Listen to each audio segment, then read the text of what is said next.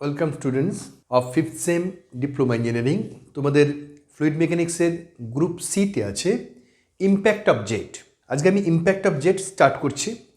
Impact of jet মানে কি, যে কোনো একটা নজল থেকে যদি একটা এয়ার স্ট্রিম বেরিয়ে যায়, সেটা যদি কোনো ফিক্সড যদি কোনো একটা প্লেটকে ধাক্কা মারে বা মুভিং প্লেটকে যদি ধাক্কা মারে, তাহলে সেই ইম্প্যাক্টটা কতটা হবে সেটাই আমরা বের করতে চাইছি।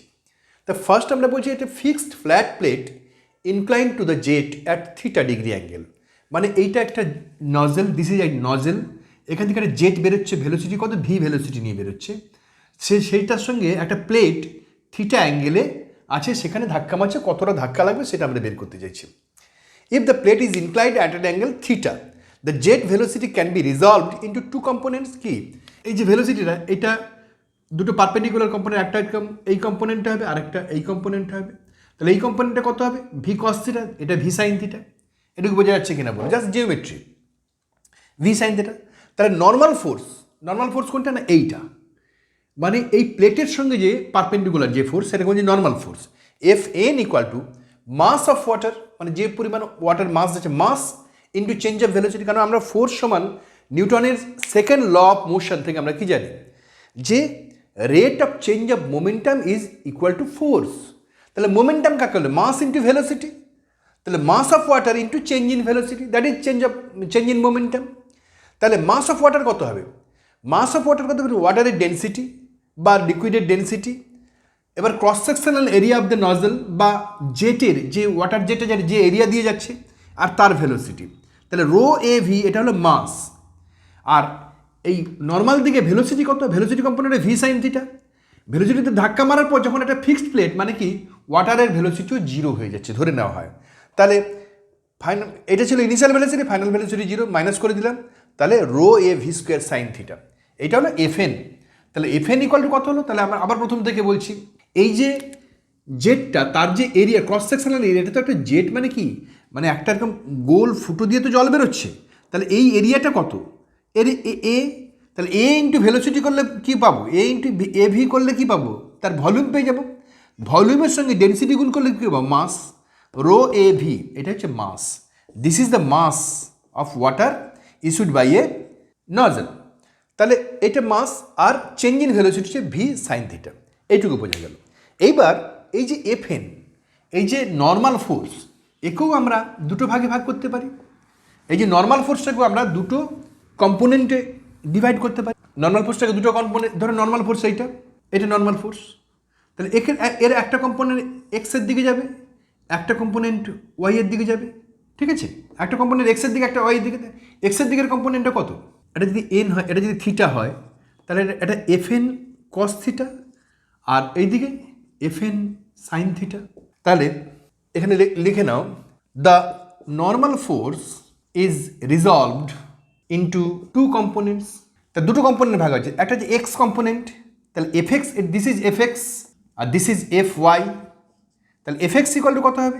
F N sine theta. F N কত ছিল? Rho A V square sine theta ছিল F N, into sine theta. তাহলে কি হলো? Rho A V square sine square theta. এবার F Y equal to vertical component, এটা হচ্ছে হরিজেন্টাল কম্পোনেন্ট, বা যেটা যদি, হ্যাঁ রাইট, হরিজেন্টাল কম্পোনেন্ট আর একটা vertical component. F Y equal to তাহলে কত হবে?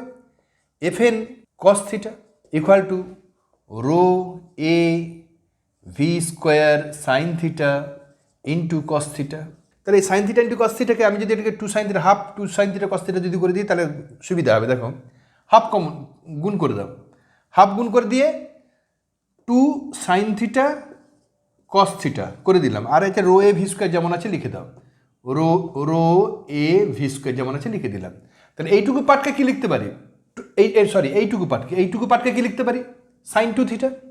তাহলে কি লিখতে পারি? Half equal to half rho A V square sine two theta. এবার নোট লেখো, note, if theta equal to 90 degree, মানে কি এইটা অ্যাঙ্গেলে না হয়ে এই সোজা হয়ে গেল, এরকম হয়ে গেল, 90 ডিগ্রি হয়ে গেল। If theta equal to 90 degree, এটা নাই, এটা পুরোটা 90 ডিগ্রি হয়ে গেছে।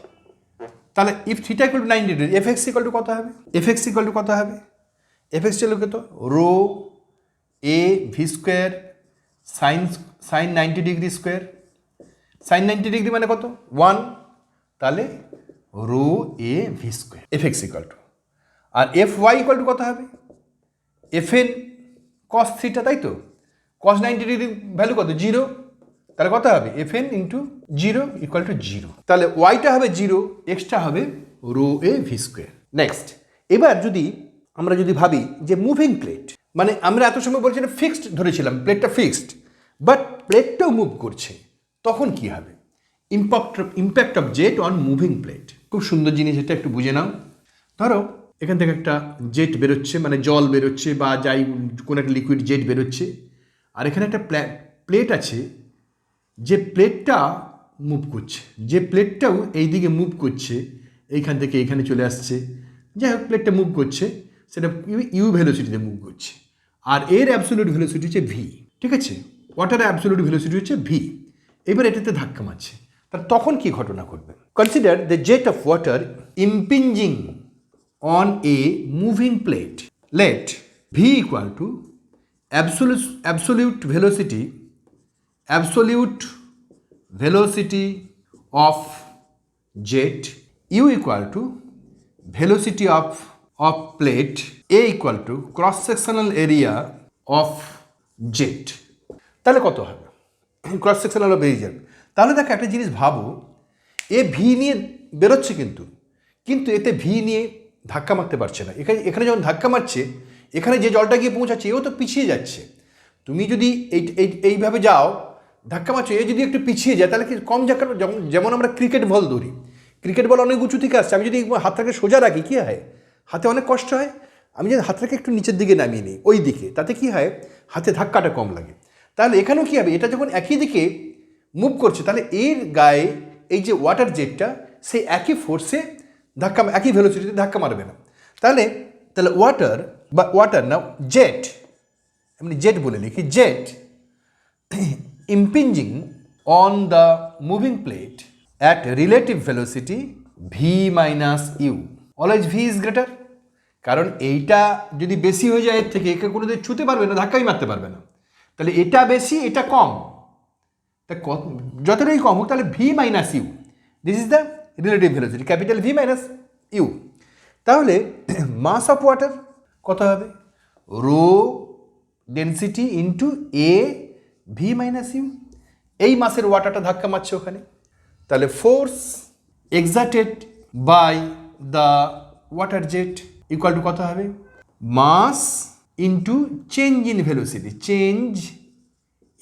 Velocity of water jet. তাহলে কী হবে, মাস কত, rho A V minus U. এইবার চেঞ্জ ইন ভেলোসিটি, তাহলে আমার কোন ভেলোসিটিতে ধাক্কা মারছিল, ভি মাইনাস ইউতে, তারপরে ধাক্কা মারার পর কী হলো, জলটা একদম 0 ভেলোসিটি হয়ে গেল, তাহলে কত হলো, rho A V minus U square. This is the force exerted by a jet on a moving plate which is moving at a velocity U. That's all for this chapter. Now will go for curve plate. তাহলে from this the moving plate fixed plate হয়ে গেল, এরপরে আসবে আমাদের curve plate, এটা পরের ক্লাসে করাবো।